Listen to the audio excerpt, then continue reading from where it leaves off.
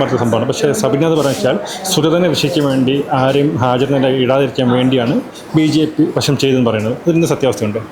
ഒരിക്കലുമല്ല. തിരുവനന്തപുരം നഗരസഭ എല്ലാ കൗൺസിലർമാർക്കും മുൻകൂട്ടി അച്ചടിച്ച് വിതരണം ചെയ്ത അജണ്ട പ്രകാരമാണ് ഇന്നത്തെ കൗൺസിൽ യോഗം നടന്നത്. സ്വാഭാവികമായിട്ട് ഈ കൗൺസിൽ യോഗം നടന്നു എന്ന് കാണിക്കേണ്ടത് മറ്റാരേക്കാളും ഭരണസമിതിയുടെയും താല്പര്യം തന്നെയാണ്. അതിൽ യാതൊരു ഒളിവും നമുക്കില്ല. അങ്ങനെയാണെങ്കിൽ പോലും ആ കൗൺസിൽ യോഗത്തിൻ്റെ ഹാജർ ബുക്ക് അവരുടെ അടുത്തെത്തില്ലായിരുന്നല്ലോ.